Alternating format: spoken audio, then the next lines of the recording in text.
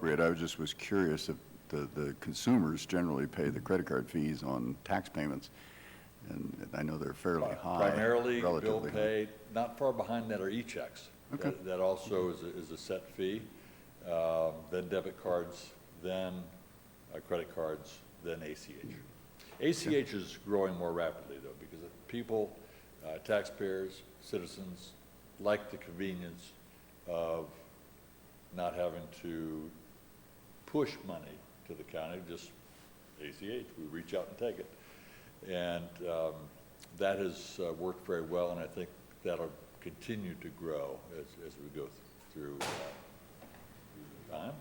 Okay, good. Other questions or comments? Oh, please. I'm sorry. Christopher Betts, Assistant Prosecuting Attorney with the Delaware County Prosecuting Attorney's Office. As Treasurer Peterson had indicated, we passed this resolution back in 2008 for the acceptance of credit cards. As he also indicated, the statutes changed over time, primarily in the areas of adding different things that qualify as a financial transaction device that can be accepted, such as ACH that we were just talking about. And also the county offices have been expanded that can accept credit cards.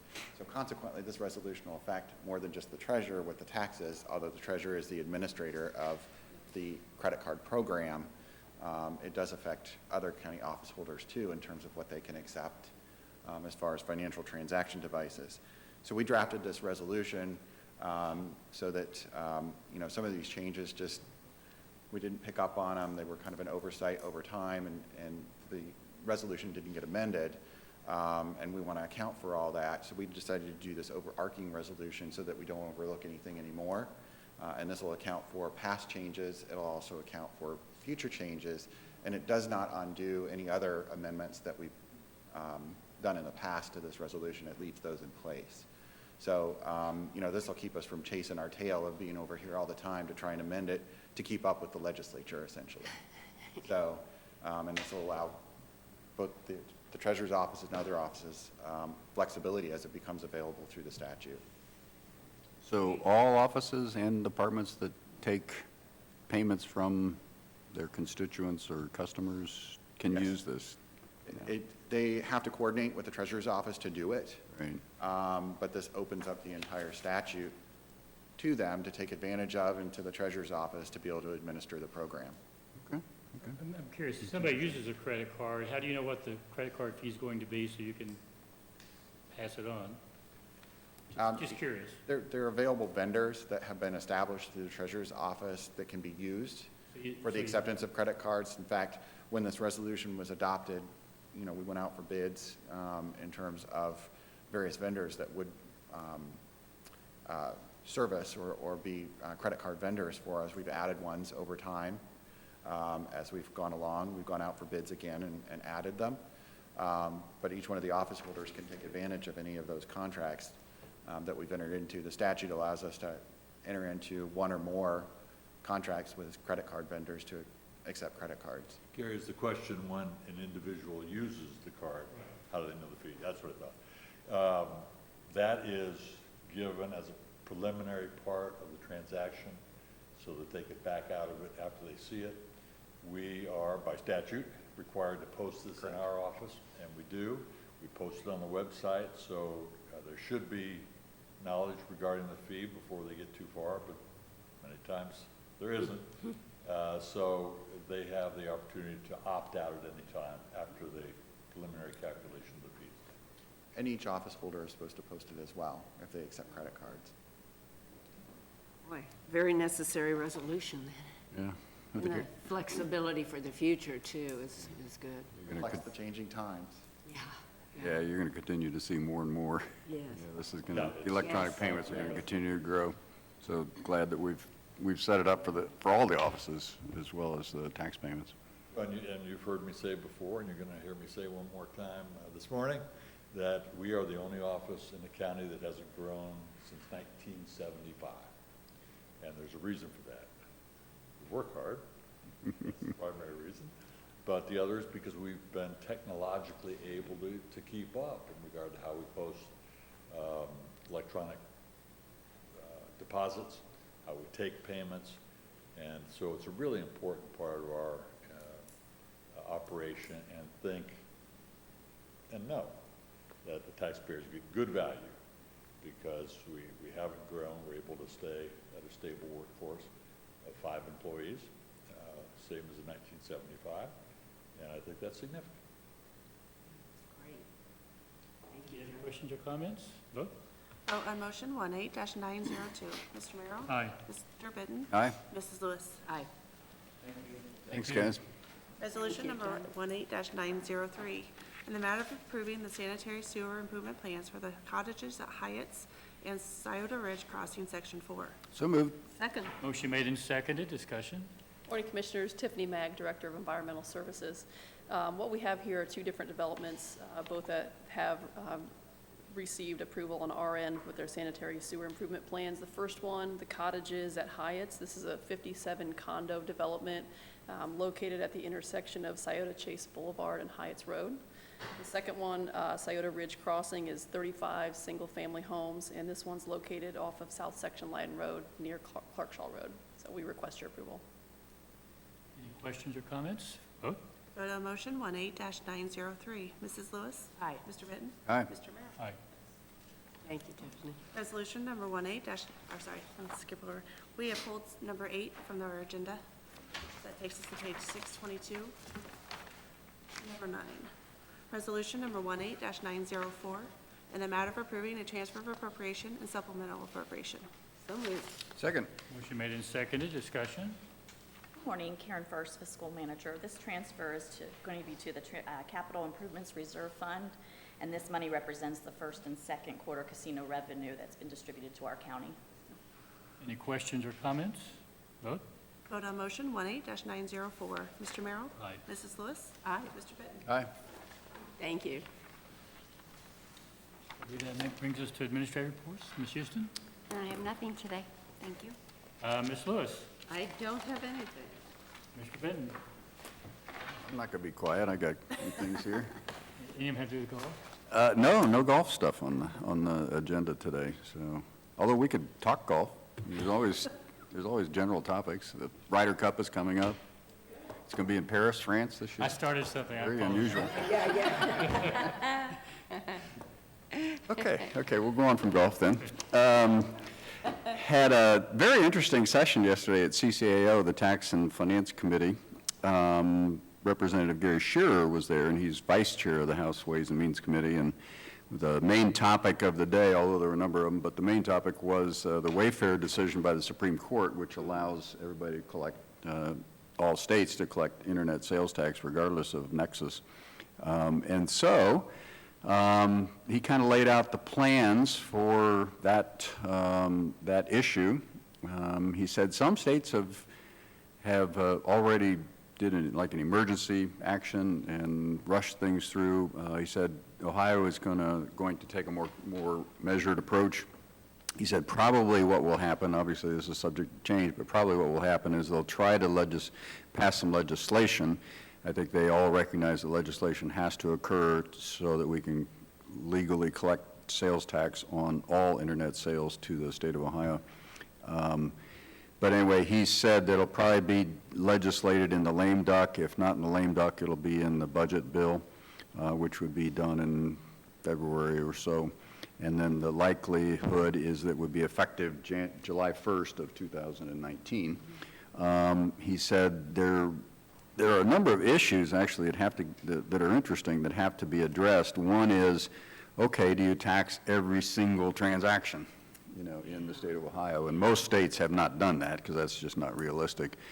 Most states have adopted a minimum annual revenue or number of transactions. He said some states have gone to 200 transactions and 100,000 a year in sales before a merchant would be liable to collect sales tax. He said that's likely the direction they'll go. They may raise the threshold some, but he said that's the way they're going to go probably.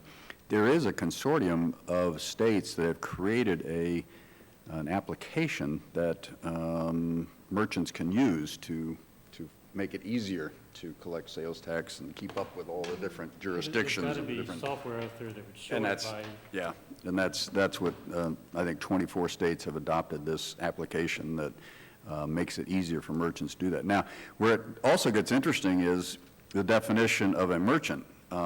Yeah, I think everyone understands that Amazon is a merchant and is required to collect sales tax on the sales that they distribute here through Amazon, but through their third-party vendor program, they're not collecting.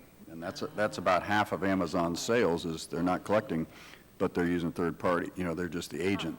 So they would very likely be subject to tax, to be required to collect sales tax on all transactions, whether it's their Amazon program or one of their third-party vendors. But he said, what about eBay? eBay sells kind of between people, kind of between merchants. He said eBay is most likely to be considered a merchant that would be required to collect. But then he got into, okay, what about Craigslist? Okay, Craigslist is a different animal. That's directly, Craigslist is not, it's just a site. So again, there's a lot of issues like that that need to be. I asked how much he estimates the state would collect, and he kind of said, they've done some studies. They think 200 to 400 million a year is the rough number. He said they're going to do some more studies, more detailed studies to figure out exactly what that would be. So for the county, I don't know how much it would be, maybe in the hundreds of thousands, because we get, a little slice of that revenue. So anyway, stay tuned. That's the direction they're going to go. Our DKMM meeting was interesting. I think both my fellow commissioners would agree it was an interesting meeting. We are moving forward on the working with the city of Delaware on this strategic plan to reconfigure the transfer station out on 42, which I think makes a lot of sense. I think everyone in the room generally agreed that it does make sense to have a site here in Delaware County, the largest population, the fastest growing.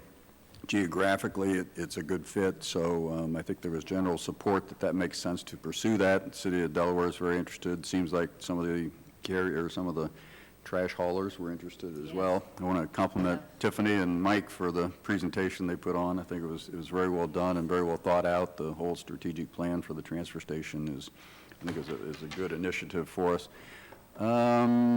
Saturday night is the benefit in the barn. It's at the Jim and Mary Rodman's place up on Radnor Road in the northwest part of the county. So I encourage everyone to go. That symphony plays, and it's collecting donations for the food banks in the county. Yeah, the Hunger Alliance. So that's always a very well attended event. Got Central Ohio Youth Center this afternoon. That's it. Just add a little bit on the DKM meeting. We'll be following up with another meeting probably in October on that. I think we've got a huge opportunity here to benefit the whole county and frankly the whole DKM operation that could ultimately benefit our county as well. So I think we're all excited about the project, and coincidentally I literally got back to the office and I had a voicemail. I answered the phone and listened to the voicemail, and it was a lady, I won't identify the township, but she was complaining about her pickup service. Oh. And why would the commissioners approve something like that? Of course, we had nothing to do with it. So I left her a voicemail and referred her to the right person. So hopefully she got her questions answered. And apparently there is a problem with some of the companies as far as having enough help right now because of changes in the law as far as commercial drivers, how long they can be on the road, et cetera. And I think they're struggling to have enough resources to pick up the trash, and I think that may be a problem over here, and it's going to take a while to figure out. And that was one of the points that the Rumpke representative made, was that the CDL licensed drivers are in scarce supply, and if we can have a transfer station here in the county, then they're going to spend a whole lot less time traveling and can spend more time picking up, which would help everyone. And should make us competitive with wherever they've been currently taking material. Didn't she say it would be like 3 or 4 hours a day? Yeah, that they spend traveling between. Right, just traveling. After they've done their pickup right. and the truck's full Yeah. to the dump site. They would save a lot of hours every Yeah, day. So right, yeah. it could be very, very helpful. So with that, I have nothing else. I do know we need executive session. Yes. Resolution number 18-905, in the matter of adjourning into executive session for consideration of employment, compensation of a public employee or public official, to consider the sale of property at competitive bidding, for pending or imminent litigation, or collective bargaining. So moved. Second. Motion made and seconded, discussion, vote. Vote on motion 18-905. Sorry. Mrs. Lewis? Aye. Mr. Merrill? Aye. Mr. Benton? With that, we're now in executive session. Grab my coffee. Might have to get some. I have an iced tea, but, huh?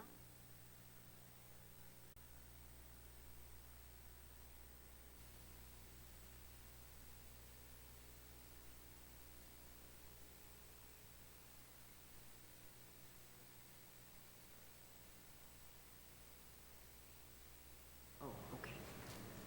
Resolution number 18-906, in the matter of adjourning out of executive session. So moved. Second.